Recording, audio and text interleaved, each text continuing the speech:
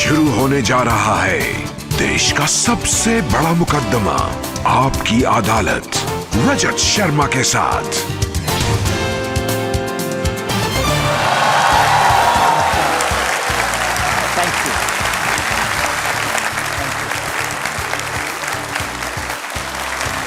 आपकी अदालत में आज मेरे मेहमान हैं पार्लियामेंट के सबसे तेज तर्रार मेंबर। एक ऐसे मेंबर जब पार्लियामेंट में खड़े होते हैं हंगामा खड़ा करते हैं। वो दूसरों पर जितने इल्जाम लगाते हैं उतने ही इल्जाम दूसरे उन पर लगाते हैं। Please welcome Nishikant Dubey.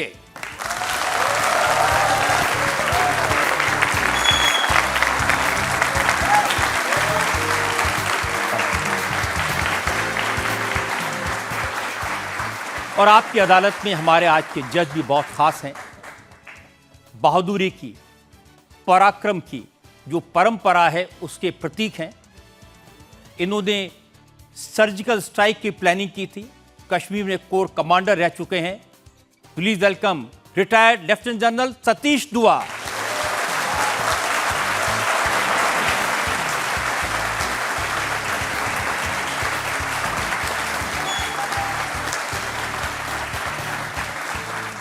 और इससे पहले कि आपकी अदालत में इल्जामात सवालात का सिलसिला शुरू हो, आज के जज रिटायर्ड लेफ्टिनेंट जनरल सतीश दुआ की इजाजत चाहेंगे आज की कार्रवाई शुरू करने के लिए।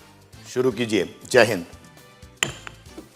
और इससे पहले कि इल्जाम लगाऊं निशिकांत दुबे पर, एक नजर डालेंगे निशिकांत दुबे के political career.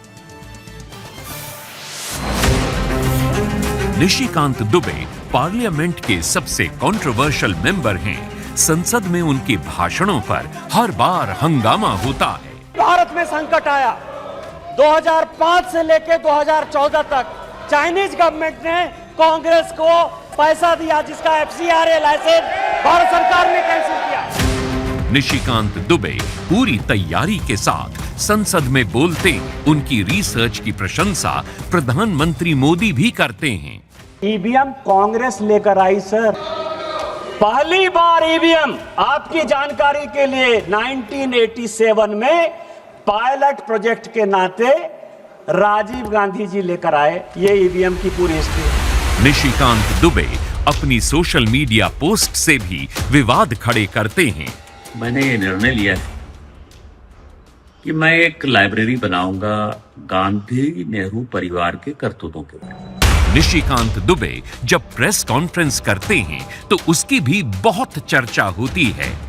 Edwina and Nehru ये नोवेल है, इस किताब को बैन कर दिया। इसमें यह है कि कितने बजे कहां कैसे नेहरू जी एडवीना के साथ घूमते थे फिरते थे और उनको देश के राजनीति से कैसे मतलब नहीं था। उनकी हर बात पर विपक्षी नेताओं का करारा रिएक्शन आता है। जब अपने घर में हो, महाराष्ट्र में हो, यदि बहुत बड़े बॉस हो तो चलो बिहार, चलो उत्तर प्रदेश, चलो तमिलनाडु, तुमको पटक पटक के मारेंगे। तुम मुंबई में आ जाओ, मुंबई के समुद्र में डूबे डूबे कर मारेंगे। निशिकांत दुबे झारखंड से एमपी हैं, गोड्डा से 4 बार चुनाव जीत चुके हैं। निशिकांत दुबे ने अपनी मेहनत से गोड्डा की तस्वीर बदल दी है। वहां एयरपोर्ट, रेलवे स्टेशन, सड़कें देखने वाली हैं। उनकी कॉन्स्टिट्यूएंसी में देवघर है जहां बाबा वैद्यनाथ के दर्शन करने हजारों लोग आते हैं। शिव भक्त निशिकांत दुबे आपकी अदालत में अपनी पैरवी खुद करेंगे। तो आइए शुरू करते हैं आपकी अदालत में आज का मुकदमा। पहला इल्जाम निशिकांत दुबे पर। आपकी अदालत में बीजेपी लीडर निशिकांत दुबे पर आरोप है कि ये पार्लियामेंट में हंगामा करवाते हैं। निशिकांत जी, रिसेंट वीडियो मैंने देखा है जिसमें कांग्रेस की और दूसरी पार्टियों के जो विमेन एमपीज हैं उन्होंने प्रधानमंत्री की कुर्सी को घेरा हुआ है, लेकिन मुझे पता चला कि प्रधानमंत्री तो बहाना थे, निशिकांत निशाना थे। उनको मेरे से ज्यादा प्यार होगा। आप हरकतें ऐसी करते हैं? नहीं, मैं सच बोलता हूं और सच्चाई में यदि ये सारी बातें आ जाती हैं तो मैं क्या कर सकता हूं। महिला हो या पुरुष हो, सभी परेशान रहते हैं और मुझे वो खुशी होती। आग लगाने का काम करते हैं? नहीं, मैं आग बुझाने का काम करता हूँ। कल ही किरण रिजिजू जी ने वो वीडियो पोस्ट किया है, जब वो प्रधानमंत्री जी की तरफ जो है अप्रिय घटना के लिए, जिसके लिए प्रधानमंत्री जी नहीं आए, तो उसमें संजोग से जो है मेरा फ्रेम में जो है पूरा का पूरा विजुअल है कि मैं पॉकेट में हाथ रख के, मेरे से लोग डरते हैं, मुझे कोई नहीं डरा सकता। इसलिए प्रियंका गांधी जो हो या सोनिया जी और राहुल जी हों, तो वो डरते हैं।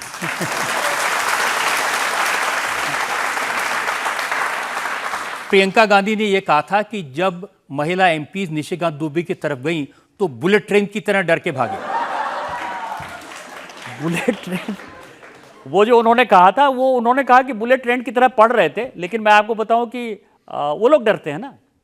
मैं जब खड़ा होता हूं तो पार्लियामेंट के अंदर आप देखिएगा कि पूरे कांग्रेस को जो है पसीना और कपकपी छूट जाता है, पता नहीं मैं क्या बोल रहा हूं। प्रियंका जी कहीं रहेंगे, वो भाग के आएंगे कि सुनाने के लिए, तो डरते वो हैं, डर उनके पास है, हमारे पास कोई डर नहीं है। हमारे पास क्या डर है? मोदी हमारे नेता हैं, उनसे पूरी दुनिया डरती है। आपने देश के पहले प्रधानमंत्री के बारे में कहा कि वो अय्याश हैं, गद्दार थे, और आप बोलते रहे और स्पीकर साहब आपको रोकने का नाटक करते रहे, आप रुके नहीं। नहीं, स्पीकर रोकने का नाटक नहीं करते रहे, स्पीकर जेन्युइनली रोकते रहे, लेकिन मैं बोलता रहा। माइक ऑन था, मुझे दिखाई दिया कि माइक ऑन है, वो माइक वालों की गलती है, मेरी कोई गलती नहीं है, लेकिन मैंने सारा कुछ बोल दिया। लेकिन जो कुछ भी मैंने बोला वो मेरा कोई व्यक्तिगत विचार नहीं था, जो किताबें थी, मैंने किताब में जो लिखा हुआ था वही बोला। देखिए, आप कैसे जस्टिफाई करेंगे? आपने कहा कि इस देश की जितनी समस्याएं हैं वो नेहरू परिवार की देन है, भूख उनकी देन है, अय्याशी की देन है, गद्दारी की देन है, मक्कारी की देन है, भ्रष्टाचार की देन है। आज भी मैं इस बात पर यहूँ कि जो किताबें में लिखा गया है वही वास्तविकता है। आप ये बताएं कि हमारी समस्या क्या है? हमारी समस्या चीन है। चीन कभी भी हमारा बॉर्डर नहीं था, बॉर्डर स्टेट नहीं था। अंग्रेज जब गए तो नेपाल को, भूटान को और तिब्बत को हमारा एक बफर स्टेट बनाकर गए। चीन कहीं रास्ता में था ही नहीं। आपने तिब्बत को मान्यता दी, तिब्बत जैसे ही चीन का पार्ट हुआ तो चाइना हमारा बॉर्डर हो गया। पाकिस्तान के साथ समस्या है, पार्टीशन क्यों हुआ? एडवीना नेहरू की जो बात हम कर रहे थे, जो जिस किताब को आपने अभी दिखाया, उसमें क्या लिखा हुआ है कि ये पूरी रंगरेलियां मनाते रहे, और इसके कारण जो है माउंटबेटन के साथ इन्होंने समझौता करके कि कैसे इनको देश का प्रधानमंत्री बनना है, इन्होंने भारत का बंटवारा कर दिया। आज यदि पाकिस्तान ऑक्युपाइड कश्मीर यदि पाकिस्तान के पास है, किन के नीतियों के कारण है? तो चाइना का दुश्मनी हमारे कारण, तिब्बत का दुश्मनी हमारे कारण, और आपकी नीतियों के कारण ये सारी समस्याएं हैं। तो भोगेगा कौन, कहेगा कौन, बोलेगा कौन? पंडित जवाहरलाल नेहरू, जिनको इस देश से इतना प्यार दिया, पहले प्रधानमंत्री देश के, इतने रेस्पेक्टेड, उनको अय्याश कहना? उसमें किताब में लिखा हुआ है ना, मैंने कुछ बोल रहा हूं। वो जितनी किताबें हैं, कुछ किताबें बैंड हैं, कुछ किताबें जो है, ऐसी किताबें आपको ही क्यों मिलती हैं? इसीलिए कि मुझे पढ़ने लिखने की आदत है। उसी किताबों के क्रम में आपने इंदिरा जी के बारे में बहुत अश्लील बातें कही। आपने एमओ मथाई का एक चैप्टर कोट किया। एमओ मथाई को जब 1900, ये जनता के जानने के लिए है कि 1959 में जब निकाल दिया, उनके पीए हुआ करते थे, नेहरू जी के पीए हुआ करते थे, और आपको पता है कि एक ट्रस्ट बनाया था उन्होंने, जिस ट्रस्ट को जो है बिरला जी से उन्होंने दिलवाया था, जो 30 जनवरी मार्ग है अभी, वो मथाई का ऑफिस हुआ करता था। उसके ट्रस्टी राजकुमारी अमृत कौर थी और पद्मजा नायजूर थे। कई एक किताब लिखने वालों ने उनके बारे में भी कई एक बातें कही है। और जब उसके ऊपर करप्शन के चार्जेस के ऊपर चर्चा हुई पार्लियामेंट में, तो 1960-1961 में नेहरू जी ने एक कमेटी बनाई। विष्णु प्रकाश जो है कैबिनेट सेक्रेटरी थे, और उस कमेटी की रिपोर्ट है कि मथाई ने जितने पैसे लिए बिरला से, या मथाई ने को जो 30 जनवरी मार्ग दिया गया, या मथाई ने जो अपना मकान बनाया, एकदम ईमानदारी से लिया, सब कुछ एकदम पूरा ट्रांसपेरेंट है, मथाई से बढ़िया कुछ नहीं है। तो जब मथाई ये लिख रहा है कि मैं 12 साल तक इंदिरा जी के साथ वाइफ और हस्बैंड के तौर पर रखा हूं, तो मेरा क्या दोष है इसमें? मैंने तो मथाई को कोट कर दिया, पढ़ दिया, जनता को बता दिया, जनता पढ़ेगी। वो चैप्टर शी मैंने पढ़ा है, लेकिन जब मोरारजी प्रधानमंत्री थे तो उन्होंने उसको पब्लिश करने की परमिशन नहीं दी थी। इंदिरा जी का इस देश के प्रति कंट्रीब्यूशन है, उनकी शहादत हुई है, किसी एक आदमी ने उनके बारे में कुछ लिख दिया। मैं ये कह रहा हूं कि जब मथाई को आप ईमानदारी का सर्टिफिकेट देते हैं, मथाई कहते हैं कि आपका पार्ट था, जो कुछ किया उसने, 12 साल तक वो नेहरू जी का पीएस रहा, 1947 से लेके 1959 तक। और जब मथाई कुछ लिख रहा है जिसको आप डिफेंड कर रहे हैं, मथाई के नहीं, धीरेन्द्र ब्रह्मचारी की कहानियां हैं, दिनेश सिंह की कहानियां हैं, ये सारी कहानियां झूठी नहीं हो सकती ना। ललित नारायण मिश्रा की हत्या की कहानी है, आज भी सुप्रीम कोर्ट में केस चल रहा है। तो सारे किताब लिखने वालों ने, मैं जो अभी लाइब्रेरी बना रहा हूं उसमें केवल मथाई की ही किताब नहीं होगी, दिनेश सिंह की भी किताब होगी, धीरेन्द्र ब्रह्मचारी की भी किताब होगी, उसमें ललित नारायण मिश्रा की भी किताब होगी। तो सारी किताबें यदि एक साथ लिख रही हैं तो आप किताब वालों को पकड़ो ना, किताब वालों को एफआईआर करो। मैं तो किताब की बातें जनता को बता रहा हूं केवल। जो भी किताबें नेहरू जी के खिलाफ, इंदिरा जी के खिलाफ, राजीव जी के खिलाफ लिखी गई हैं, वो सब इकट्ठा करेंगे आप? इकट्ठा कर रहा हूं और रोज मुझे व्हाट्सएप आ रहे हैं, इसीलिए तो लाइब्रेरी बना रहा हूं। एक साथ एक सारी चीजें मिलेंगी, इसीलिए मिलेंगी कि जब हम सत्ता में आए 2014 में, तो हम तो सोशल मीडिया के दौर में आए। निशिकांत दुबे कहाँ उठ रहे हैं, क्या बैठ रहे हैं, कौन सा कपड़ा पहन रहे हैं, कहाँ जा रहे हैं, प्रधानमंत्री जी क्या कर रहे हैं, गृह मंत्री जी क्या कर रहे हैं। लेकिन उनका वो सारे सत्ता जो है 2014 के पहले रही। लोगों को लिखने पढ़ने की आदत जो है वो कम हो गई क्योंकि मोबाइल पर ज़्यादा हो गए। तो मैं उन लोगों को प्रेरित कर रहा हूँ कि आप जो है वो इतिहास पढ़िए 1947 से लेकर 2014 तक का। देखिए, आप कोई भी किताब पढ़ सकते हैं, पढ़ा सकते हैं। राहुल गांधी एक किताब की 4 लाइनें पढ़ना चाहते हैं, उन्हें नहीं पढ़ने दे रहे हैं। वो किताब है क्या? वो किताब जो है, देखिए जो गांधी परिवार है ना, ये ऊंची दुकान फीकी पकवान है। दिखने में लगता है कि बड़ा जानकार होगा। आप उनको पार्लियामेंट में खड़ा कर दीजिए, यदि उनको टोकिए नहीं तो 5 मिनट ये गांधी परिवार के कोई आदमी नहीं बोल सकते। संविधान वो खाली लेकर आए। और कल जो सारे पत्रकारों ने लिखा, हमने नहीं कहा, कई एक ट्वीट मैंने देखा है कि नरवाने की भी जो किताब है वो केवल जिल्द इसके ऊपर है और वो पूरा अंदर से खाली है। तो उसमें पढ़ने के लिए कुछ है ही नहीं। मैंने तो बचाव किया राहुल गांधी का, मैंने थोड़े, मतलब मुझे लगा कि leader of the opposition expose नहीं हो जाए, गांधी परिवार का बड़ा सितारा है, तो इसीलिए मैंने बचाव किया उसका। देखिए, जब आप ऐसी बातें करते हैं ना, फिर वो कांग्रेस के लोग कहते हैं कि बीजेपी के नेता नहीं चला रहे, कॉर्पोरेट दलाल चला रहे हैं, जिनका नाम है निशिकांत दुबे। किस बात के लिए? आप ये बताइए कि किस बात के लिए कॉर्पोरेट दलाली? 2009 में मैं मेंबर ऑफ पार्लियामेंट बनकर आया, आज 2026 है। इस देश का कोई एक मंत्री, इंक्लूडिंग मेरे मंत्री, और ये बात मैं आपको नहीं, मैं अपने नेता जो हैं माननीय प्रधानमंत्री जी के साथ भी डिस्कस कर चुका हूं, एक मंत्री के पास मैंने एक चिट्ठी नहीं लिखी किसी कॉर्पोरेट के लिए, एक कॉर्पोरेट को लेकर नहीं गया, एक कॉर्पोरेट से मेरा लेना देना नहीं है। और आपको आश्चर्य होगा, जिस अडानी की बात करते हैं, ये अडानी का पावर प्लांट है मेरे गोड्डा में, मैं लेकर गया। मुझे फ़ख्र है कि मेरे यहाँ जितना काम हुआ शायद देश की किसी लोकसभा में नहीं हुआ। मैंने आज तक उसका कोई CSR फंड नहीं लिया, आज तक कोई गाड़ी नहीं ली, मेरा कोई मतलब नहीं है। और मैंने खुलेआम लोकसभा के फ्लोर पर चैलेंज किया है कांग्रेस को कि यदि हिम्मत है तो मुझे बता दो कि मेरा कॉर्पोरेट से क्या लेना देना है। वो शायद इसलिए कहते हैं कि एक ज़माने में आप एक बड़ी कॉर्पोरेट के लिए काम करते थे। जी हाँ, मैं डायरेक्टर था 1993 से लेकर 2009 तक। मैं SR में डायरेक्टर था और मैं खुलेआम इस बात को बोलता हूँ। और SR यदि मेरे लाइफ में नहीं होता तो मैं भी कहीं दलाली कर रहा होता। देखिए, आप कांग्रेस के बारे में जब किताबें पढ़ रहे थे तो आपने ये भी कहा कि इनकी कॉर्पोरेट कल्चर ऐसी थी कि इन्होंने अपने परिवार वालों के लिए पैसा इकट्ठा किया, उनको एम्प्लॉयमेंट दिलाया, उनके लिए घर बनाए। आपको आश्चर्य होगा कि लाइसेंस परमिट कोटा राज, उसमें बिरला जी कितना चंदा दे रहे हैं। आज चंदा की बात कर रहे हैं ना, ये जितने चंदा आए 1960 के इलेक्शन में, 1962 के इलेक्शन में, 1965 के इलेक्शन में, सारे टाटा बिरला डालमिया ने दिए। लाइसेंस परमिट कोटा राज में बिरला जी जो है वो एम्बेसडर बनाएंगे, बजाज जी जो है वो स्कूटर बनाएंगे, डालमिया जी सीमेंट बनाएंगे, टाटा जी स्टील बनाएंगे। किसी बिजनेसमैन को आने नहीं दिया। तो जब इस तरह की बातें होंगी तो मुझे तो पढ़ना पड़ेगा ना कि आपने क्या किया है। ये सारी बातें कौन बताते हैं आपको? ये सारी बातें मैं पढ़ता हूं, मुझे पढ़ने का शौक है और मुझे लगता है कि जनता को भी पढ़ना चाहिए। मुझे रिसर्च का बहुत शौक है और मैं रिसर्च खुद ही अपने आप करता हूं। 2 घंटे मैं रात में जरूर पढ़ता हूं जब मैं सोने के लिए जाता हूं। कांग्रेस के लोग तो ये कहते हैं कि निशिकांत दुबे को अनलीश कर दिया है ऑपोजिशन के ऊपर मोदी जी ने। मैं आपको बताऊं कि मोदी जी के नाम का इतना प्रभाव है अपोजिशन कि वो जैसे राम राम राम राम जपते हैं तो वैसे ओपोजिशन मोदी मोदी मोदी जपता है। कोई भी कुछ करेगा तो उसको लगेगा कि मोदी जी कर रहे हैं। तो ये सारी रिसर्च करने के लिए आपने कोई टीम रखी हुई है या कोई टीम नहीं, मैं अकेला टीम हूँ, वन मैन आर्मी। 11 बजे से लेके रात 1 बजे तक 2 घंटा मैं रोज पढ़ता हूँ और उस पढ़ाई का जो नतीजा होता है वो जनता को बताता हूँ। आप रोज रात को कई कई घंटे सिर्फ गांधी नेहरू परिवार के बारे में पढ़ते हैं? नहीं, देश के बारे में पढ़ता हूँ।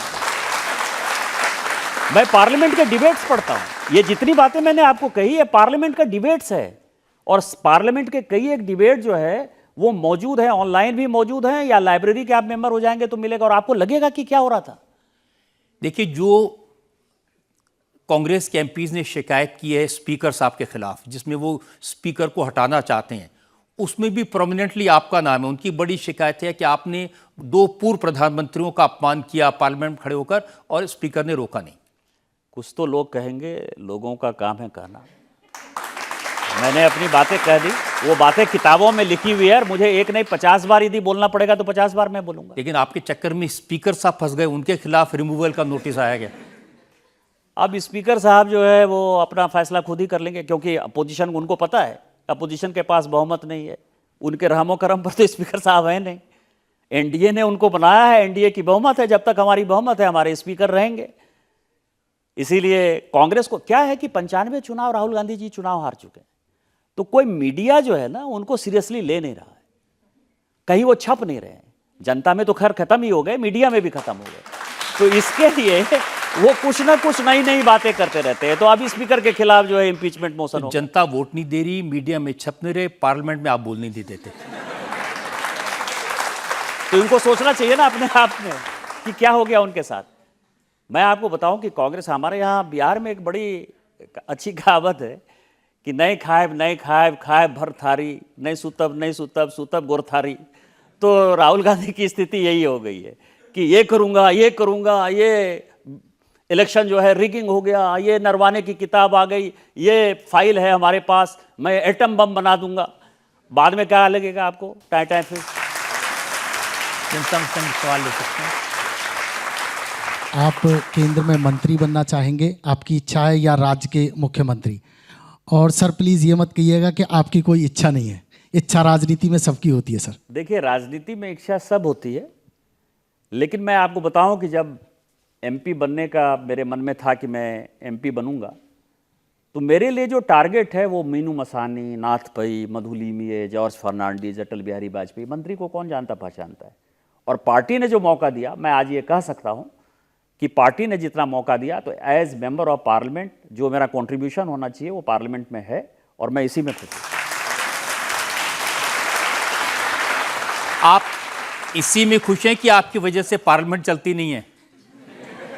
नहीं, मैं इसी में खुश हूं कि मैं जनता तक सही बातों को पहुंचा पाने में सक्षम हूं, और पार्टी इसमें जो है मुझे पूरा मौका दे। आपकी अदालत में अगला। आपकी अदालत में बीजेपी लीडर निशिकांत दुबे पर इल्जाम है कि ये गांधी परिवार के पीछे पड़े हुए हैं। ये जो राहुल गांधी और उनके परिवार के प्रति आपका जो सेवा भाव है, जो समर्पण है, ये रीसेंट है या पुरानी आदत है? नहीं, गांधी परिवार का मैं बहुत सम्मान करता हूं, और सम्मान में जो है ये समर्पण भाव जो है, क्योंकि वो लोग राजा हैं, हम तो छोटे परिवार के आदमी हैं, तो हमारा काम है उनकी सेवा करना, तो हम लगातार उनकी सेवा करते रहते हैं। मैंने आपका एक बयान देखा जिसमें आपने कहा कि सोनिया गांधी जब आपको मिली तो उन्होंने आपके साथ जो व्यवहार किया वो माँ के जैसा व्यवहार था। हाँ, मैंने बोला सोनिया गांधी जो है वो कंप्लीट भारतीय नारी बन गई है, और उनका 2 ही काम है। एक उनका काम है बेटे को सेट करना और दामाद को भेंट करना। तो बेटा सेट नहीं हो पा रहा है, और दामाद को जो भेंट दिए वो ईडी सीबीआई के चक्कर में जो है पड़ा हुआ है। लेकिन सोनिया जी को भी पता है कि मैंने ये बातें सही की। उनको ये लगता है कि कुछ भी हो, ये आदमी जो है पार्लियामेंट में सही कहता है। तो जब वो बाहर निकली 2024 में इंटरिम बजट के बाद, तो उन्होंने कहा कि अब मैं राज्यसभा जा रही हूँ, और उस दिन उनकी तबीयत बहुत ख़राब थी, तो मैं उनसे पूछने के लिए गया था कि आपकी तबीयत खराब है। तो उन्होंने हाथ पकड़ा मेरा और कहा कि तुम्हारे जैसे आदमी को पार्लियामेंट में आना चाहिए। तो इसीलिए और वो पार्लियामेंट में आके आपको कहना चाहिए कि आपका बेटा फटीजर की तरह आता है।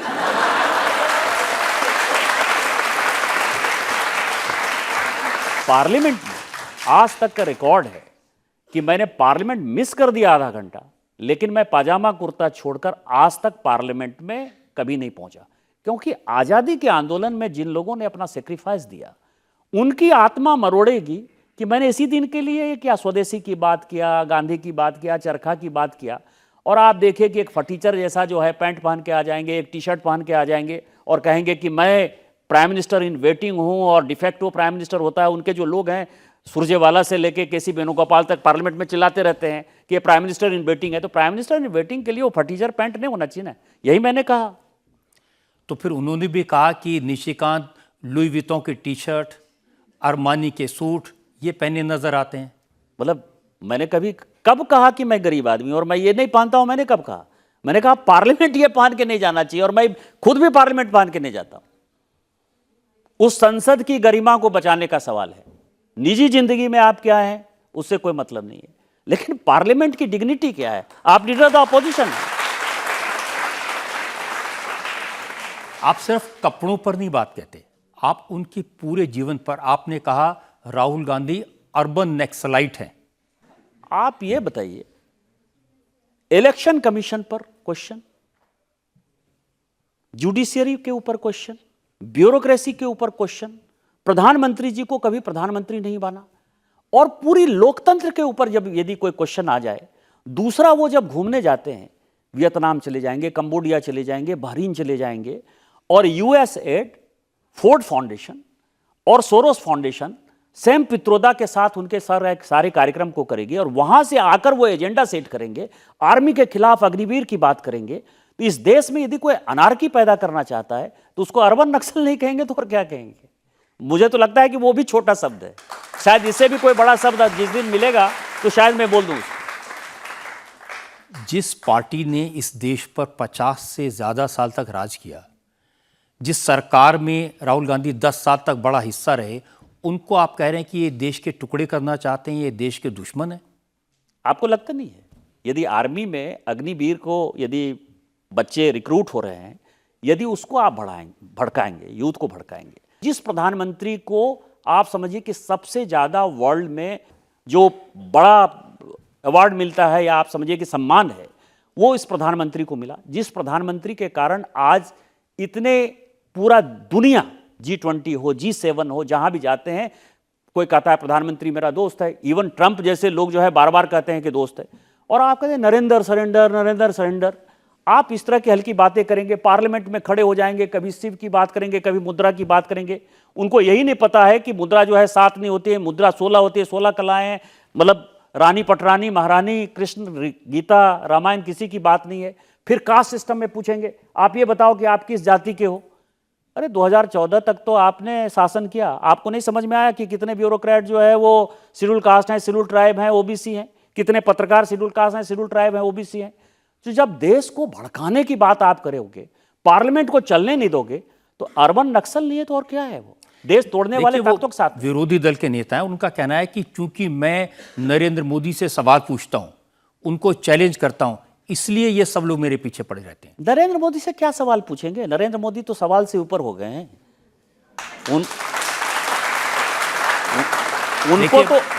उनको तो अपने आप से सवाल पूछना चाहिए। मैं आपको रिसेंट बताता हूं, उन्होंने कहा कि जो ट्रेड डील अमेरिका के साथ की है उसमें भारत ने सरेंडर किया है, उसमें भारत ने वो कहा और वो किया जो उनको ट्रंप ने कहा। देखिए, भारत ने सरेंडर तब किया था जबकि उनके पिताजी जो है सुपर कंप्यूटर लाने की बात कर रहे थे। आपको पता है कि अफगानिस्तान में जो समझौता चल रहा था, अफगानिस्तान और पाकिस्तान का, हम जो है रूस के खिलाफ जाकर अमेरिका के लिए लॉबी कर रहे थे कि किस तरह से रशियन फोर्सेस जो है अफगानिस्तान से बाहर चले जाए, और ये किसी को पता नहीं था। सरेंडर तो उस वक्त हुआ ना, सरेंडर तब हुआ जब PL 480 में जो है गेहूं जो है आयात कर रही थी इंदिरा जी। सरेंडर तो तब हुआ जबकि हमने अपना एक एयरबेस 1961 में चकलिया अमेरिका सेना को दे दिया। सरेंडर तो तब हुआ कि आज भी नंदा देवी पर, आज भी मैं ऑन रिकॉर्ड ये बात कर रहा हूं कि 62 में चीन का युद्ध आपने उसके इशारे पर किया, और आज भी न्यूक्लियर डिवाइस नंदा देवी पर रखा हुआ है, जिसके कारण पूरे के पूरे नॉर्थ इंडिया में जो गंगा का प्लेन है उसके लोग कैंसर से ज्यादा मर रहे हैं। सरेंडर तो आपने किया है। इस आदमी ने तो अपनी ताकत जताई है और ट्रंप को मजबूर कर दिया ट्रेड डील करने के लिए, और चाहे वो बांग्लादेश है, श्रीलंका है, चाहे पाकिस्तान है, उसके मुकाबले सबका 19-20% है, हम 18% पर लेकर आए। तो इसीलिए अपने दिल से जानिए पराये दिल का हाल। दूसरी उनकी शिकायत हमेशा रहती है और वो कहते हैं कि भारत ने चीन के सामने सरेंडर कर दिया, नरेंद्र मोदी शी जिनपिंग से डर गए। हेंडरसन ब्रुक्स की रिपोर्ट है, जो भगत रिपोर्ट भी कहलाती है, उस रिपोर्ट में कहा, जो आज तक कांग्रेस ने उसको डिस्क्लोज नहीं होने दिया, कि 38,000 स्क्वायर वर्ग किलोमीटर जगह जो है चाइना ने कब्जा कर लिया। और जब यह डिस्कशन हुआ पार्लियामेंट में, तो उस वक्त जो कभी रक्षा मंत्री हुआ करते थे महावीर त्यागी जी, उन्होंने कहा कि आपने कैसे दे दिया भूभाग, कैसे लड़ाई हो गया, तिब्बत हिंदी चीनी भाई भाई आप कर रहे थे। तो उन्होंने कहा कि जो भूभाग वो लेके गया है वो ऐसा है जिसमें कि घास भी नहीं उगता, मतलब अनयूज्ड है। तो महावीर त्यागी ने कहा कि आपके तो सर में जो है एक भी बाल नहीं है, तो क्या आपका सर जो है काट दिया जाए, क्योंकि वो भी अनयूज्ड है, उसमें भी कोई सर में बाल नहीं। तो इसीलिए सरेंडर आपके नाना ने किया है और उसी को हम भुगत रहे हैं। हम तो इतने फाइट में गलवान से लेके चाहे भूटान तक की बात हो, हमने तो चाइना फोर्सेस को बाहर किया, और यही कारण है कि चीन ने अपने प्रधानमंत्री को बुलाया। उसी से तो परेशान है। 2008 में एग्रीमेंट कर लिए थे, इनको लगता है कि चीन के एजेंट के तौर पर ये काम करेंगे, लेकिन मोदी जी के आने के बाद वो एजेंटगिरी इनकी भूल गई है। तो इस कारण से बहुत परेशान है वो। और अब आप वो कह रहे हैं कि राहुल गांधी राम मंदिर नहीं गए अयोध्या में, है ही ना, मतलब तो आपको क्या शिकायत है? वो मंदिर जाएं ना जाएं क्या फर्क पड़ रहा है? नहीं, आप अपने आप को ब्राह्मण कहते हो ना, जनउधारी मैं ब्राह्मण हूं। कैसे ब्राह्मण हो गए मुझे नहीं समझ में आया। आप ये बताइए कि लड़की की जहां शादी हुई, मैंने एक उदाहरण दिया कि मीरा कुमार जी जगजीवन राम जी की बेटी है, लेकिन उनकी शादी जो है वो कुशवाहा से हो गई, तो उनके बच्चे जो है वो शेड्यूल कास्ट नहीं है। देश का संविधान, अंबेडकर जी का संविधान भी ये कहता है, और हिंदू धर्म भी वही कहता है कि महिला की जहां शादी हुई वो उसका जाति हो गया।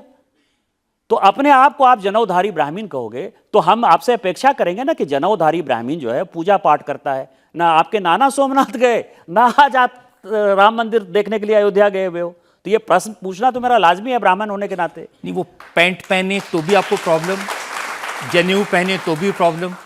मैं तो उनको गाइड कर रहा हूं। मैंने आपको कहा ना कि वो राजा है, तो राजा ब्राह्मण होने के नाते मेरा काम है महामंत्री के नाते उनको सही सलाह देना। तो मैं सही सलाह देता हूं कि आपके नाना जो है वो खादी खादी करके जो है सत्ता में आए थे, और आप जो है ब्राह्मण ब्राह्मण कहते हो, तो आपको मंदिर भी जाना चाहिए और आपको खादी भी पहनना चाहिए। तो ये सलाह देता हूं मैं, सलाह मानना नहीं मानना उनका अपना काम है। तो आपको बिल्कुल पसंद तो नहीं करते होंगे? अब पसंद करें कि नहीं करें, मतलब मैं इसे पीछे तो नहीं हट सकता। क्योंकि प्रियंका गांधी मैंने देखा कि आपको काफी पसंद करती हैं। पार्लियामेंट में जब आप किताबें दिखा रहे थे जिस पर सारे कांग्रेस के लोग हंगामा कर रहे थे, वहां मैंने देखा प्रियंका जी ने आपको बताया कि आपने किताब उल्टी पकड़ी, उसका सीधा कर लो। प्रियंका जी जो है उनको लग रहा था कि कहीं मैं रॉबर्ट वाड्रा के बारे में कुछ नहीं बोल दूं, इसीलिए वो जमानत ले रही थी। ऐसा नहीं है। शरद पवार का बर्थडे था, बहुत सारे लोग वहाँ थे। आपने राहुल गांधी से कहा कि प्रियंका गांधी आपसे बेहतर पार्लियामेंटेरियन है। मुझे जो अच्छा लगा, क्योंकि मैं आपको बताऊं कि मैं एक ऐसा एमपी हूं जिसकी अटेंडेंस 100%, तो मैं और पार्लियामेंट में सबसे ज़्यादा बैठता हूं। सब मतलब पार्लियामेंट शुरू होगा मैं पहुंचता हूं और पार्लियामेंट खत्म होगा, तो मैं सबको वॉच करते रहता हूं। तो मुझे जब दोनों भाई बहन में तुलना करने का सवाल आया, तो मुझे लगा कि 17-18 साल से तो मैं राहुल जी को देख रहा हूं, कोई मतलब नहीं है, ना नियम, ना कानून, ना संविधान, ना रूल। इवन एक दिन मैं आपको बताऊं, उनको ये भी पता नहीं कि हेडफोन कैसे लगाया जाता है। इतने अनसीरियस आदमी हैं। आपको ध्यान हो कि ज्योतिरादित्य सिंधिया जब उनके पार्टी में थे तो वो प्रॉम्प्ट करते थे उनको, लेकिन प्रियंका गांधी जो है उसके मुकाबले कॉन्फिडेंट है। दोनों भाई बहनों की चिंता, यही मैंने कहा प्रियंका जी को, लेकिन उसमें भी राहुल जी नाराज हो गए। मतलब अपने बहन से भी नाराज हो जाते हैं। यही आप समझिए कि किस तरह कांग्रेस वो चलाएंगे। लेकिन जो भी कुछ हो, चाहे 3 बार लोकसभा के चुनाव कांग्रेस हार गई है, लेकिन राहुल गांधी का कॉन्फिडेंस गजब का है। राहुल गांधी का जो कॉन्फिडेंस है, क्योंकि कुछ है ही नहीं ना खोने के लिए, जनता है ही नहीं तो कैसे कॉन्फिडेंस तो होगा ही ना। ठीक है, जनता में से एक दो सवाल ले लेते हैं। सर, अभी आपने एक बात बोली थी कि सोनिया गांधी जी जो है वो राहुल गांधी जी को राजनीति में सेट करना चाहती हैं। तो सर, मेरे को एक बात ये पूछनी है कि उसमें गलत क्या है? एक माँ अपने बेटे को राजनीति में सेट करना चाह रही है, आप भी तो चाहेंगे कि आपका बेटा सेट हो जाए कहीं पर। नहीं, राजनीति में नहीं सेट हो, उसको अपना काम करना है, वो काम करे। ये थोड़ा है कि राजा का बेटा राजा होगा। हाँ, लेकिन उनका सवाल तो जेन्युइन है। अगर सोनिया गांधी अपने बेटे को सेट करना चाहती हैं, इंदिरा जी ने पहले संजय जी को किया था, फिर राजीव गांधी को किया, नेहरू जी ने इंदिरा गांधी को किया, तो ये परिवार की परंपरा है, प्रॉब्लम क्या है? नहीं, वही तो लड़ाई है। ये लोकतंत्र में नया राजतंत्र यदि है तो हमारे जैसे लोगों का रास्ता कैसे रोकिएगा आप? हम तो छोटे परिवार से आए, छोटे घर से आए, छोटे गांव से आए, तो हम तो अपनी लड़ाई लड़ रहे हैं। हम तो गांव, गरीब, किसान, महिला, छोटे बच्चे, यंग युवा, उसकी लड़ाई लड़ रहे हैं और प्रधानमंत्री जी उसका नेतृत्व कर रहे हैं। तो यही तो लड़ाई है कांग्रेस और भारतीय जनता पार्टी। देखिए, जब आपने कहा था ना कि सोनिया गांधी अपने बेटे को सेट कर रही हैं, तो कांग्रेस के लोगों ने क्या कहा था? उन्होंने कहा कि ये अपनी वाइफ को सेट कर रहे हैं। 2009 में वाइफ की जो प्रॉपर्टी थी वो 50 लाख थी और 2024 आते आते वो 31 करोड़ की मालकिन बन गई।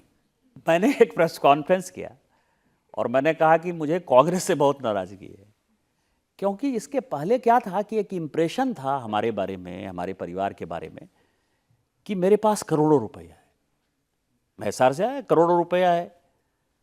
अब जिस दिन से कांग्रेस ने प्रेस कॉन्फ्रेंस कर दिया कि मेरे पास केवल 30 करोड़ रुपया है इतने वर्षों में, कई एक लोग, मेरे मित्र, मेरे से बात करना बंद कर दिए, क्योंकि वो मुझे गरीब समझते हैं। लेकिन मैं आपको बताऊं कि लोकपाल का जजमेंट आया अभी। एक तो उसने कहा कि मेरी वाइफ जो है निफ्ट की ग्रेजुएट है और मेरे शादी के पहले वो मैंगो और जारा जैसी कंपनी को जो है सप्लाई करती थी, और दूसरा 2009 से लेके आज तक मेरी प्रॉपर्टी में जो है कोई इजाफा नहीं हुआ है। यदि उसका मार्केट वैल्यू बढ़ गया है तो हमने यदि लिख दिया तो उसमें कोई परेशानी नहीं है, तो इसीलिए लोकपाल का जजमेंट भी आ गया है। लेकिन कांग्रेस ने मेरे साथ बहुत अन्याय किया, मेरे परिवार के साथ। अब मुझे जो है बताना पड़ रहा है कि कहीं ना कहीं बेनामी संपत्ति होगी, जो मैं आप लोगों को डिस्क्लोज करके बताऊंगा। कांग्रेस की बात पर मत जाइए, मुझे 30 करोड़ नहीं है, शायद 300 करोड़ होगा हमारे पास। ऐसी बात कहने वाले आप अकेले एमपी होंगे जो ये कहेंगे? नहीं, अपना स्टेटस तो बनाना पड़ेगा ना, स्टेटस का तो।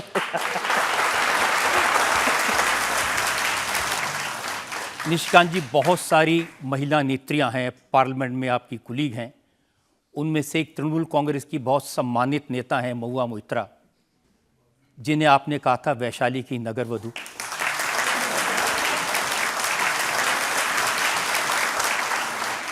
मैं आपको बताऊं, इस देश की फिलहाल मतलब समस्या क्या हो गई है कि लोगों को हिंदी न सोचना आता है, न बोलना आता है, न पढ़ना आता है।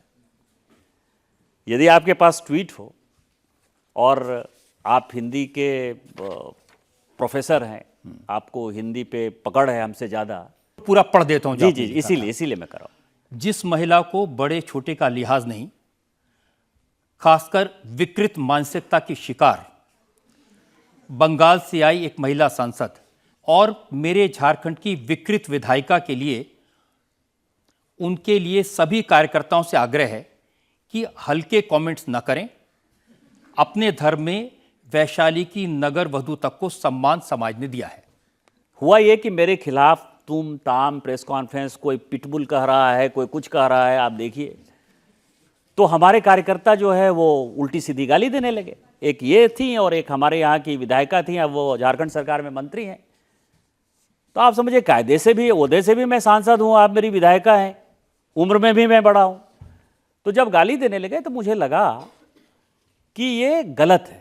यत्र नार्यस्तु पूज्यन्ते रमन्ते तत्र देवता, नारियों का सम्मान होना चाहिए, हमारी भी माँ है, बहन है, बेटी है। तो मैंने वो ट्वीट जानबूझकर लिखा कि हमारे यहाँ ये लोग तो सांसद और विधायक हैं, हमारे यहाँ जिनके ऊपर की मोहर है कि वो गलत काम करती हैं या नगर वधू हैं, जो पुराने ज़माने में था, उन तक को हमने सम्मान दिया है, उनको भी सम्मान दिया है। ये बातें मैंने की, मैंने तो उनको आप डिफेंड बात किया। तो बड़ी चतुराई से कह रहे हैं कि आप कह भी दें और पकड़ ना जाएं, लेकिन सबको मालूम है। और हालांकि ये मानता हूं उन्होंने भी बड़ी खराब बात कही थी आपकी पत्नी के बारे में, आपके बारे में कह दिया था कि आपने अपनी बहन से शादी कर ली, इसीलिए आप इतना गुस्सा हुए थे। नहीं, अब 25 साल हो गया शादी को, बच्चे हो गए, बड़े हो गए। आप ये समझिए कि मेरे ऊपर 52 केस किया हेमंत सोरेन ने। मेरी 87 साल 88 साल की बूढ़ी माँ के ऊपर भी केस है, मेरे वाइफ के ऊपर केस है। अब तो बच्चे थोड़े बड़े हो गए, लेकिन 17-18 साल के जब बच्चे थे उनके ऊपर भी केस हुआ, भाई के ऊपर केस है। लेकिन इसके बावजूद भी आप यदि मुझसे पूछेंगे आज कि उनकी कितनी बहनें हैं, उनके कितने बच्चे हैं, तो मैं आपको नहीं बता पाऊंगा। मुझे फख्र है इस चीज़ का कि मैंने आज तक राजनीति में कभी भी, पॉलिटिक्स में मैं आया हूँ, मेरे ऊपर जितने इल्ज़ाम लगाने हैं लगाइए, आज तक मैंने किसी के माँ, बेटी, बेटे, बहू, वाइफ, ये इसके ऊपर नहीं प्रश्न उठाए हैं। लेकिन ये लोग यदि प्रश्न उठाते हैं तो स्वाभाविक है कि हम शीशे के घरों में रहते हैं, तो पत्थर खाने के लिए तैयारी करनी चाहिए।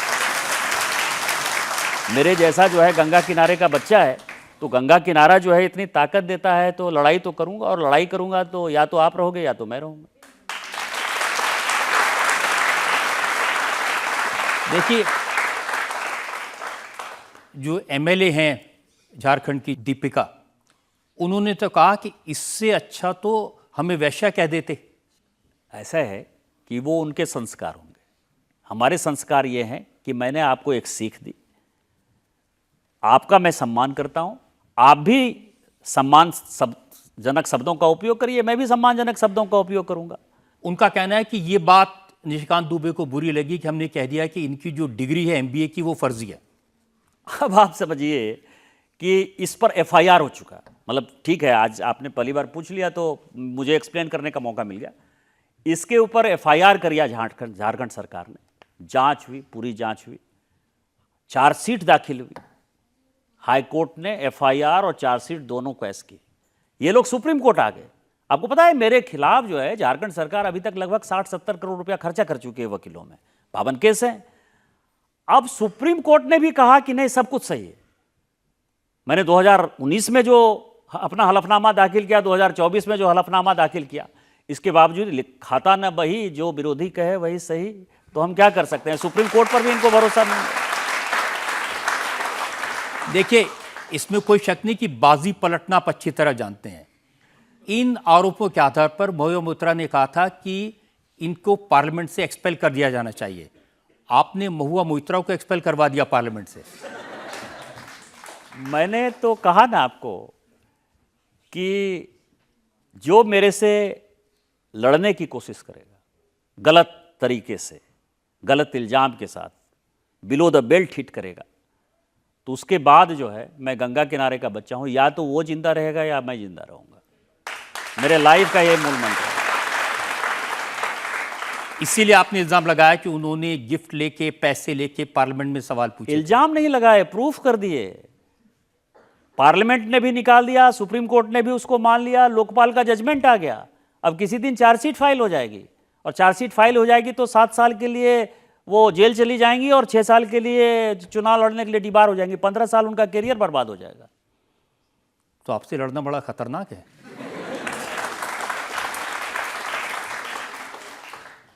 लेकिन ये सच है कि जो कुछ इन्फॉर्मेशन आपको मिली थी वो एक वकील से मिली थी, वो वकील उनके साथ रिलेशनशिप में थे, तो वकील साहब ने उनको धोखा दिया और आपको कागज़ दे दिए। किसने किसको धोखा दिया ये तो वकील साहब ही बताएंगे। लेकिन मैं आपको बताऊं कि मैं किसी व्यक्तिगत इन्फॉर्मेशन पर जो है बहुत जाता नहीं, क्योंकि कई एक इन्फॉर्मेशन मुझे मिलते रहते हैं। मैंने अपनी जानकारी के आधार पर, क्योंकि मुझे आप अपने रिसर्च पर बहुत भरोसा है, मेंबर ऑफ पार्लियामेंट के नाते जो प्रश्न पूछते हैं वो खुद से प्रश्न पूछते हैं, और हमारे पास जो सरकारी ईमेल डाटा है, तो ईमेल पॉलिसी के तहत उसको खोलने और उसको बंद करने का अधिकार केवल और केवल मेरा है। दर्शन हीरानंदानी एक बड़े बिजनेसमैन है, जिसका हीरानंदानी बिल्डर्स हैं, उनके साथ महुआ मोइत्रा जी की दोस्ती हो गई, और उन्होंने अपना पासवर्ड, पूरा अकाउंट, ईमेल, क्वेश्चन, कौन से प्रश्न पूछे जाएंगे, कौन से नहीं प्रश्न पूछे जाएंगे। तो दर्शन हीरानंदानी जी को जितने भी अपने विरोधियों के लिए एक प्रश्न पूछने थे, वो सब महुआ मैत्रा जी पूछती थी, और उसके बदले जो है उनको गिफ्ट मिलता था बाहर जाने के लिए, जो इल्जाम प्रूफ हुआ। तो उसी में दर्शन हीरानंदानी को मैं भी जानता था। तो मैंने उसके बाद दर्शन हीरानंदानी को मैसेज भेजा कि तुम्हारे खिलाफ ये चीज़ें आई हैं, क्या है? कहा साहब फालतू है, ये है, वो है। उसके बाद क्या हुआ, मुझे पता चला महुआ मैत्रा कह रही है कि मैं निशिकांत दुबे को देख लूंगी। तो मुझे लगा कि इसको तो मैंने दोस्ती के नाते बताया दर्शन हीरानंदानी को, इसके बाद भी जो है ये बचने की कोशिश कर रहा है, और महुआ मैत्रा के लिए कह रहा है कि मेरे से संबंध नहीं है, और सारी बातें मेरी महुआ मैत्रा को बता रहा है। तो उसके बाद मैं चला गया एथिक्स कमेटी में, और उसके बाद जो हुआ इतिहास को पता है कि वो उसकी सदस्यता चली गई, और आज भी सदस्यता बच जाएगी, मुझे डाउट है इसके बारे में। तो मैंने सुना है कि आपसे कॉम्प्रोमाइज़ करना चाहती हैं, माफ़ी मांग रही हैं वो। हमारे आए थे मित्र जो है, जब 2024 में वो जीत कर आई, तो अक्रॉस द पार्टी लाइन हमारी दोस्ती है, उसमें से 4-5 लोग जो है हमारे पास आए थे, और अभी एक शादी में भी जो है वो मेरे से मिली थी। लेकिन मैंने अपने सीनियर लीडरशिप से पूछा, क्योंकि ये लड़ाई जो है अब पार्टी की लड़ाई है, क्योंकि कुछ हुआ है, पार्लियामेंट का फैसला है, और पार्लियामेंट का जो फैसला है तो वो पार्टी नेतृत्व तय करेगा। तो मैंने अपने सीनियर लीडर से पूछा, तो सीनियर लीडर ने कहा कि किसी से मिलने में, बातचीत करने में कोई परेशानी नहीं है, लेकिन जो तुम्हारी इमेज है, उस इमेज के बारे में 2 चीज़ें हैं कि बिना बोले हुए ही तुम पार्टी के ऑफिशियल स्पोक्स पर्सन हो गए हो, और दूसरी बात यह है कि तुम्हारी एक इमेज है कि एक बार कोई लड़ाई मोल ले लिया तो साम दाम दंड भेद भी जो है तुमको परेशान नहीं कर सकता, कोई चीज़ें प्रभावित नहीं कर सकता, लड़ाई जारी रहेगी। तो मुझे मेरा उत्तर मिल गया था, इसीलिए जो है वो चीज़ें आगे नहीं बढ़ी।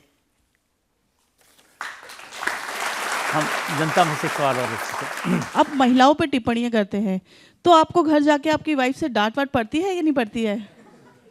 नहीं, ऐसा तो मुझे कभी याद नहीं है कि मैंने महिलाओं पर जो है पार्लियामेंट में कोई टिप्पणी की है, कभी नहीं की है। महिला रिजर्वेशन बिल पर तो पार्टी ने मुझे उल्टा बुलवाया, मैं महिलाओं पर नहीं टिप्पणी करता, एक भी उदाहरण नहीं। और मैं आपको बता दूं कि इस पार्लियामेंट में, और मैं ऑन रिकॉर्ड ये बातें कर रहा हूं, जितनी भी मेंबर ऑफ पार्लियामेंट महिलाएं हैं, चाहे वो किसी भी पॉलिटिकल पार्टी की है, चाहे वो भारतीय जनता पार्टी की हैं, चाहे वो डीएमके की हैं, चाहे वो एनसीपी की हैं, चाहे वो कांग्रेस की हैं, वो सभी मेरी मित्र हैं, और बहुत ही घरेलू मित्र हैं, पारिवारिक मित्र हैं। तो शायद यदि वाइफ से उस बहाने मुझे डांट पड़ती हो तो हो सकता है कि इतने महिला मित्र क्यों हैं।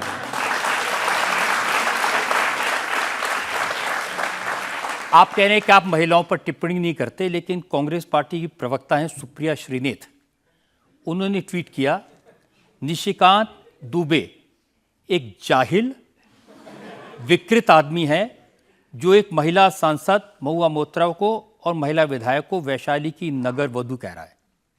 अब उनको समझ में, मैं सुप्रिया जी के ऊपर फिर से कोई कमेंट नहीं करूंगा, क्योंकि मैं महिलाओं पर कमेंट नहीं करूंगा। अभी आपकी एनिवर्सरी की वीडियो वायरल हुई थी, उसमें बड़े बड़े होटल, ग्रैंड सेलिब्रेशन और बहुत करोड़ों का खर्चा दिखाया था, क्या ये बात सच है? तो मैंने कब कहा कि मैं गरीब हूं? करोड़ों रुपया खर्चा किया तो।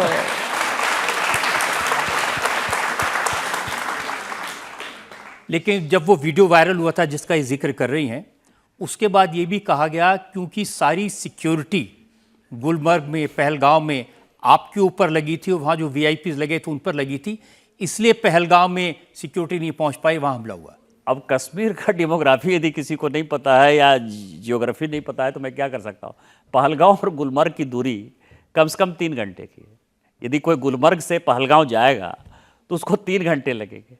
अब आप समझिए कि 3 घंटे दूर जो आदमी है, और 7 दिन पहले, ये घटना 14-15 की है, ये पहलगांव की घटना 22 तारीख की हुई, तो 7 दिन पहले जो है मैंने इतनी सिक्योरिटी को रख लिया, क्योंकि मैं 15 तारीख को निकल गया था, तो लोगों को पता नहीं है। दूसरा, सिक्योरिटी का जहाँ तक सवाल है कि मैं नक्सलाइट एरिया से सांसद हूँ और 2009 से मुझे Y+ थ्रेट सिक्योरिटी है, लेकिन आज तक मैं गाड़ी, आपके स्टूडियो भी मैं आया तो गाड़ी खुद ही चलाते हुए आया हूँ, मैंने अपने बॉडीगार्ड को कभी नहीं बैठाया। पुलिस का काम है मुझे प्रोटेक्शन देना, चाहती है दे, नहीं चाहती है नहीं दे। अक्रॉस द पार्टी लाइन जो लोग वहाँ पहुँचे थे, मेरे सारे सांसद दोस्त पहुँचे थे, उसमें से एक भी आदमी ऐसा नहीं था जो कि नॉर्मल कोई बिजनेसमैन हो या कोई पुलिस का आदमी हो। सभी हमारे एमपीज पहुंचे थे। यदि उनकी सिक्योरिटी, किसी की जेड थी, किसी की जेड प्लस थी, किसी की वाई थी, किसी की वाई प्लस थी, यदि उनकी सिक्योरिटी थी तो वो जम्मू कश्मीर सरकार का काम था। हमने थोड़े सिक्योरिटी मांगी थी। मैं जब सिक्योरिटी लेता ही नहीं तो मुझे सिक्योरिटी से डर नहीं लगता? किस बात का डर? मेरे से लोग डरते हैं, मैं किससे डरता हूं? आपकी अदालत में अगला है।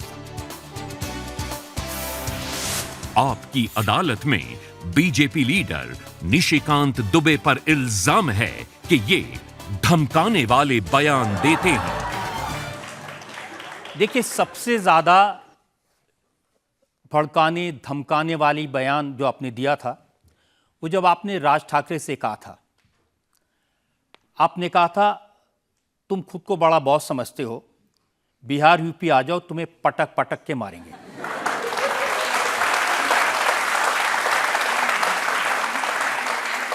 देखिए, लड़ाई क्या है रजत जी? लड़ाई यह है कि बिहार, झारखंड, उत्तर प्रदेश, बंगाल के लोग मुंबई जाते हैं, महाराष्ट्र जाते हैं, और महाराष्ट्र के लोगों को लगता है, खासकर मुंबई के लोगों को लगता है कि ये हमारा हिस्सा जो है काट रहे हैं और बिहारियों का जो है कब्जा हो रहा है,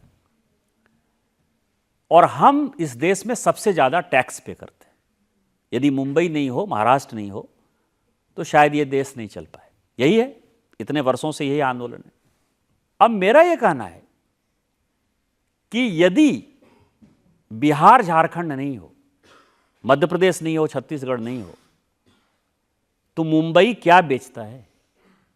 state bank of India tax देती है, पूरे देश भर में state bank of India tax collect करके जाती है, टैक्स देती है। एलआईसी देती है, सेबी देती है, एनएससी देती है। टाटा का वहाँ हेडक्वार्टर है। यदि झारखंड नहीं होता, टाटा नहीं होता, तो टाटा का भी टाटा नहीं बनता। यदि हिंडाल्को नहीं होता, यदि पलामू और चतरा नहीं होता, तो उनको जो है बॉक्साइट माइंस नहीं मिलती। बिरला नहीं होता, डालमिया नहीं होता। आप ये बताइए ना, इतने कोयला है इस देश का, 40 से 45% माइंस और मिनरल्स केवल झारखंड के पास है, और पहले बिहार के पास था, मतलब जब हम लोग यूनाइटेड थे। हम राजा हैं यार। मेरी दुर्गति यह है, स्थिति यह है कि हमारे यहां क्लाइमेट हमको सूट नहीं करता है, इसीलिए सभी लोगों ने अपना हेडक्वार्टर वहां बना लिया है, और इसीलिए उस टैक्स के आधार पर आप अपने आप को राजा समझते हो।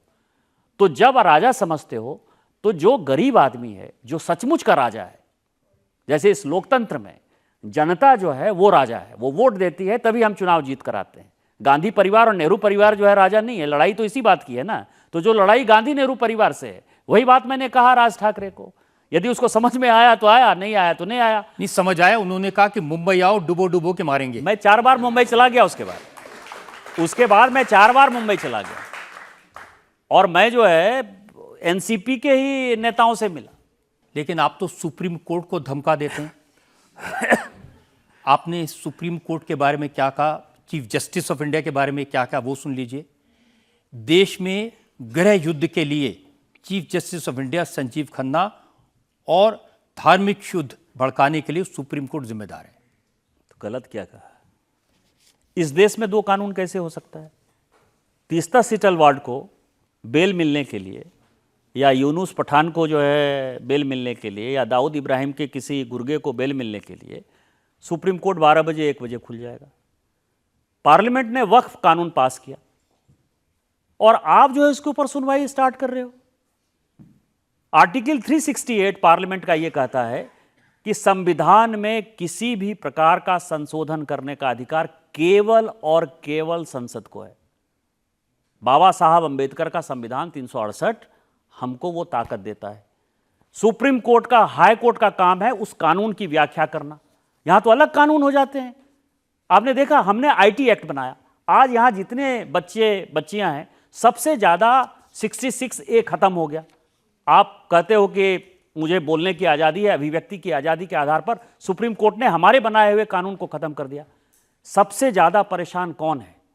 महिला, बच्चे, ग्रामीण लोग जो कि डिफेंड नहीं कर सकते। हमारे जैसे लोगों के ऊपर कोई असर नहीं पड़ता है। हमारे पास तो भारत सरकार का कानून है, 1 मिनट में हमारे खिलाफ कोई फेसबुक में, एक्स में कोई चीज छपेगा, वो तुरंत फैक्ट चेकिंग में आएगा और खत्म हो जाएगा, उड़ जाएगा। लेकिन इन बच्चियों का क्या होगा, इनका क्या होगा? तो सुप्रीम कोर्ट यदि उसके बाद जाएगा तो वक्फ के बाद क्या हुआ कि मालदा और मुर्शिदाबाद से मुसलमानों ने इतना आतंक फैलाया कि मेरे यहाँ कॉन्स्टिट्यूएंसी में 4000-5000 लोग भाग के आ गए कि सारे हिंदुओं को भगा दिया जाएगा। उनको दिन रात मुझे खाना पहुंचाना था। अब आप समझिए कि एक सांसद कितने दिन तक इसको खाना पहुंचा सकता है। तो मैंने ये बात उनको बताने की कोशिश की, और यदि मैं गलत बोलता, 6 पेज का जजमेंट दिया मेरे ऊपर, 6 पेज खर्चा किया, लेकिन ये नहीं कह पाए कि मैंने उनके लिए कोई गलत शब्द कहा। मेरे ऊपर कोई केस चालू नहीं हो पाया, और मैं आज भी अपनी बात पर कायम हूं कि मैंने जो कहा वो सही कहा, और जनता के लिए यदि मुझे जेल भी जाना पड़े तो मुझे कोई परेशानी नहीं। उन्होंने क्या कहा? उन्होंने कहा था कि अदालतें फूलों की तरह नाजुक नहीं हैं जो ऐसे हास्यास्पद बयानों के सामने मुरझा जाएं। ये पार्लियामेंट भी जो है वो फूल नहीं है। हमने कानून बनाया है, उस कानून की व्याख्या करना आपका काम है। यदि कर सकते हैं तो बढ़िया है, नहीं तो संविधान जो है उसकी इजाजत देता है, और जितना संविधान में छूट है उतना हम बोलते रहेंगे। जितने भी लोग थे जो पार्लियामेंट्री में, जयराम रमेश ने कहा कि ये जानबूझकर निशिकांत दुबे सुप्रीम कोर्ट को निशाना बना रहे हैं, सुप्रीम कोर्ट पर सरकार प्रेशर बनाना चाहती है। 100 चूहे खा के बिल्ली चले हज को। पूरे के पूरे हाईकोर्ट के जजमेंट के आधार पर इमरजेंसी लागू हो गई। रजत जी, आप भी जेल गए हैं 75 से 77 तक। स्वर्ण सिंह की कमेटी की रिपोर्ट बनाकर आधा से ज्यादा संविधान का सारा आर्टिकल खत्म कर दिया, राष्ट्रपति के अधिकार को खत्म कर दिया, 16 जज को बाईपास करके चंद्रचूड़ को जो है चीफ जस्टिस बना दिया, जस्टिस HR खन्ना का इस्तीफा हो गया। ये इस कांग्रेस से जो है मुझे सर्टिफिकेट की आवश्यकता है। न्यायपालिका पर हमारी पार्टी को भरोसा है, और न्यायपालिका जो कहती है हम उसको करते हैं। कांग्रेस का बात जो है मैं न सुनता हूं, न जनता को सुनना चाहिए। आज ये इंप्रेशन जाता है कि निशिकांत दुबे सुप्रीम कोर्ट को धमका सकते हैं। नहीं, धमका, मैंने तो अपनी बातें सही परिप्रेक्ष्य में कही। सुप्रीम कोर्ट को कौन धमका सकता है? न्यायपालिका के ऊपर तो सबको भरोसा है। मैंने केवल इतना कहा कि भारत का संविधान यदि कोई कानून बनाता है तो उसका सम्मान करिए। 377 उन्होंने खत्म कर दिया, 66A उन्होंने खत्म कर दिया, रोज NGT बन गई। आप देख रहे हैं, आपको किस संविधान ने यह अधिकार दे दिया कि NGT एक बनना चाहिए? इसीलिए आपने कहा कि सुप्रीम कोर्ट कानून बनाएगा तो संसद को बंद कर देना चाहिए। यस, और मैं आज भी इस बात पर कायम हूं, कानून बनाने का काम केवल और केवल पार्लियामेंट का है। सुप्रीम कोर्ट का काम उसको केवल एक्सप्लेन करना है कि कानून में क्या लिखा गया है, यही उसको बताना है। सुप्रीम कोर्ट का काम कोई कानून बनाना देखिए, आपके लिए उन्होंने कहा है सुप्रीम कोर्ट ने, सांप्रदायिक नफरत फैलाने की किसी भी कोशिश, हेट स्पीच को लोहे के हाथों से निपटेंगे। तो केस करवा देते ना, इतना लिख कर ही क्यों छोड़ दिया? इससे भी आगे बढ़ना चाहिए था। 8 पेज का जजमेंट यदि आपने बर्बाद किया मेरे ऊपर, तो कह देते कि निशिकांत दुबे पर डिफेमेशन करो, निशिकांत दुबे पर FIR करो, निशिकांत दुबे को जेल भेजो। अब आपकी अपनी पार्टी के नेता राजीव प्रताप रूडी, वो कहते हैं कि निशिकांत अपनी सरकार चलाते हैं और अमित शाह के नाम का इस्तेमाल करते हैं। राजीव प्रताप रूडी जी हमारे पुराने मित्र हैं, और 1990 में पहली बार MLA बन गए, 5, 6, 7 बार के जो है MP भी हैं। तो जैसे ही उन्होंने ये बात कही कि मैं अपनी सत्ता चलाता हूं, तो मेरे से ज़्यादा कोई गौरवान्वित नहीं हुआ कि यदि वो कह रहे हैं, वो सर्टिफिकेट दे रहे हैं, तो इससे ज़्यादा खुशी क्या होगा कि मैं चला रहा हूं सत्ता। मतलब आप ये समझिए कि कोई यदि सर्टिफिकेट दे। दूसरा सवाल ये है कि मैं मोदी जी और अमित शाह जी के बारे में ये कह सकता हूं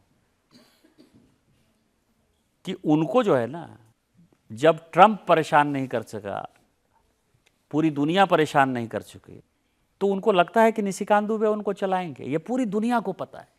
तो इससे ज़्यादा मूर्ख जो है, मूर्खतापूर्ण स्टेटमेंट आपको लगता होगा कि रूडी जी का कोई आया होगा। तो रूडी जी के 2 बातों से मैं खुश हूँ। एक तो मैं चलाता हूँ, और दूसरी बात यह है कि लीडरशिप को ये लगा कि ये किसी के ऊपर झूठा इल्जाम लगा सकता है। लेकिन ये झगड़ा तो तब हुआ ना जब वो कॉन्स्टिट्यूशन क्लब का चुनाव लड़ रहे थे, आपने अपना उम्मीदवार खड़ा कर दिया अपनी पार्टी के नेता के खिलाफ। कॉन्स्टिट्यूशन का क्लब का चुनाव जो है उसमें तो सबसे बड़ी खुशी मेरे साथ ये हुई कि सोनिया गांधी और मल्लिकार्जुन खड़गे और कमलनाथ जी और सुशील शिंदे को मैंने वोट करने के लिए बुला लिया। इसको तो आप मानेंगे कि मेरी विजय है, क्योंकि कॉन्स्टिट्यूशन क्लब के चुनाव को कोई सीरियसली लेता नहीं था। दूसरा बात यह है कि कॉन्स्टिट्यूशन क्लब बिगाड़ के डर से ईमान की बात नहीं करोगे। रूडी मेरे दोस्त थे, आज भी मैं कह रहा हूं कि कॉन्स्टिट्यूशन क्लब एमपी और एक्स एमपी के लिए है। वहां दिल्ली पुलिस के लोग, वहां ब्यूरोक्रेट, वहां बिजनेसमैन, उनकी एंट्री है। और कल को फिर से मुझे मौका मिलेगा तो फिर मैं रूडी के खिलाफ जो है कि कोई कैंडिडेट खड़ा करूंगा। ये लड़ाई जारी रहेगी। और आपके कैंडिडेट को हराने के लिए सोनिया गांधी भी आएंगी, मल्लिकार्जुन खड़गे भी आएंगे। यही तो सबसे बड़ी विजय है कि गांधी नेहरू परिवार कितना मेरे प्यार करता है, इससे बड़ा क्या उदाहरण हो सकता है। और सबसे ज्यादा प्यार तो आपको झारखंड के मुख्यमंत्री करते हैं, क्योंकि उन्हें आप डराते हैं कि कभी भी उनको बर्खास्त करवा देंगे। नहीं, जेल तो चले ही गए थे, हो सकता है दोबारा भी जेल चले जाए। हेमंत सोरेन के बारे में आप कहते हैं ये झारखंड को इस्लामिक स्टेट बनाना चाहते हैं, सफेद टोपी से बहुत प्यार है इन्हें। पूरे देश भर में मुसलमान 4% बढ़े, लेकिन जहां की विस्थापन है, पलायन है, कोई उद्योग धंधा नहीं है, अस्पताल नहीं है, वहां क्यों मुसलमान बसने के लिए जाएगा? सारे बांग्लादेशी मुसलमान आ गए जो उनके वोटर हैं, तो क्या विरोध नहीं करेंगे? आदिवासियों के लिए कौन आवाज उठाएगा? हम हमेशा पार्लियामेंट में दलित, पिछड़े, अनुसूचित जाति, अनुसूचित जनजाति की बात करते रहते हैं। क्या ये केवल तकिया कलाम है? केवल ये नारा है? वहां का सांसद होने के नाते मुझे क्या करना चाहिए था? यहां बैठे हुए जितने ऐसे लोग हैं उनको हेमंत सोरेन जैसे नेताओं का विरोध करना चाहिए कि नहीं करना चाहिए, ये इन्हीं लोगों के ऊपर मैं छोड़ता हूं। और इसीलिए मैं विरोध करता हूं, विरोध करता रहूंगा, और विरोध की सीमा में उसको जितनी ताकत है वो लगाते रहे, वो केस करता रहेगा, मैं विरोध करता रहूंगा। एक दिन झारखंड मुक्ति मोर्चा और हेमंत सोरेन की सत्ता को उखाड़ देगा। लेकिन झारखंड के लोग बहुत नाराज हैं। झारखंड के लोगों ने कहा कि झारखंड के लिए जो जो चीज़ें होनी चाहिए थी, रांची के लिए एम्स था, आपने अपनी कॉन्स्टिट्यूंसी में बनवा लिया। एयरपोर्ट होना चाहिए था, वो आपने अपनी कॉन्स्टिट्यूंसी में बना लिया धनबाद के बदले। अपने लोगों के लिए जो है लड़ाई करना कौन सा बुरा बात है? हम तो हमेशा करते हैं अपने लोगों के लिए। गोड्डा यदि नहीं होता तो मैं सांसद नहीं होता। और ये सारी चीज़ें, एमपी हैं, पार्लियामेंट में बोलते हैं, गांधी परिवार की, ये सारी ताकत केवल वो है जो गोड्डा की जनता देती है। मैं जब गया चुनाव लड़ने के लिए तो गोड्डा में एक्सरे मशीन नहीं थी, एमआरआई की मशीन नहीं थी। आज वहाँ all India institute of medical science है। और 2 काम जो मैंने किए वो हमारे लिए बहुत ही ऐतिहासिक हैं, और वो मैंने व्यक्तिगत किए। मैं आपको बताऊं, बहुत कम लोगों को पता है कि मेरे से एक छोटी सिस्टर थी 93-94 में, वो इलाज के बिना मर गई क्योंकि डॉक्टर नहीं थे। और मैंने उसी दिन तय किया था कि जब कभी भी मुझे मौका मिलेगा तो मैं अपने क्षेत्र के लोगों को, अपने इलाके के लोगों को स्वास्थ्य की सुविधा दूंगा। और मुझे फ़ख्र है, जब प्रधानमंत्री जी गए थे 2022 में, तो मैंने उस मन से यही बात कही थी कि जिस कॉलेज मैदान में आप हैं, देवघर कॉलेज मैदान में, यही मेरी सिस्टर पढ़ती थी। और दुर्गा पूजा के छुट्टी के बाद वो दोबारा कॉलेज नहीं आ पाई, इलाज नहीं हो पाया, डॉक्टर नहीं मिल पाया। आज all India institute of medical science मैंने बना दिया। मैं अपनी बहन को नहीं बचा पाया, लेकिन सैकड़ों बहनों को तो मैं रोज़ बचा पा रहा हूँ। यही मेरे लिए बड़ी बात है। आज हमने मुकदमा चलाया सबसे कंट्रोवर्शियल एमपी निशिकांत दुबे पर। हमने उनसे उनकी पर्सनल लाइफ के बारे में, उनकी पॉलिटिकल लाइफ के बारे में, उनके कंट्रोवर्सीज के बारे में, उन पर लोगों के इल्जामात के बारे में सवाल पूछे। अब वक्त है आपकी अदालत में आज के जज रिटायर्ड लेफ्टिनेंट जनरल सतीश दुआ के फैसले का। निशिकांत दुबे जी, हाल ही की घटनाओं से हमने ये देखा है कि आपने हमेशा डॉक्यूमेंट्स के बेस पे ऑथेंटिक सवालात उठाए, स्टेटमेंट्स दी, चाहे वो CIA की डॉक्यूमेंट्स हों या इंडिया चाइना के एग्रीमेंट्स की बात हो। ये एक अच्छी बात है। संसद में हमेशा स्टेटमेंट्स, बहस ऑथेंटिक होनी चाहिए। रही बात उस किताब की, जनरल नरवणे की, मैं उससे रिलेट कर सकता हूं कि मेरी अपनी किताब पेंगुइन इंडिया से पब्लिश हुई है और जिसको कि रक्षा मंत्रालय ने पारित किया। ये किताब जनरल नरवणे की रक्षा मंत्रालय से पारित नहीं हुई, इसलिए अभी तक पब्लिश नहीं हुई, तो उस पर टिप्पणी करना ठीक नहीं है, उस पर बहस करना ठीक नहीं है। पार्लियामेंट की गरिमा के लिए, जैसे आपने 100% अटेंडेंस की बात की, आपने कहा कि पार्लियामेंट में क्या पहनावा होना चाहिए, इसकी बात की, तो ये अदालत आपके ज़रिए एक संदेश भिजवाना चाहती है पार्लियामेंट को, अपने कलीग्स को आप बताएं कि आप सब जनता के प्रतिनिधि हैं और जनता के प्रतिनिधि होने के नाते पार्लियामेंट की ये ड्यूटी है कि वो उन मुद्दों पे बहस करे जो जनता के, देश के हित में हो, न कि पॉलिटिकल रणनीतियां बनाएं कि कैसे पार्लियामेंट की डिस्कशंस ब्लॉक की जाएंगी, पार्लियामेंट का काम आगे नहीं चलेगा। तो मैं उम्मीद करता हूं कि पार्लियामेंट अपनी कार्रवाई, अपनी डिस्कशंस देश के हित में अच्छी तरह से पूरी कर सके। जय हिंद।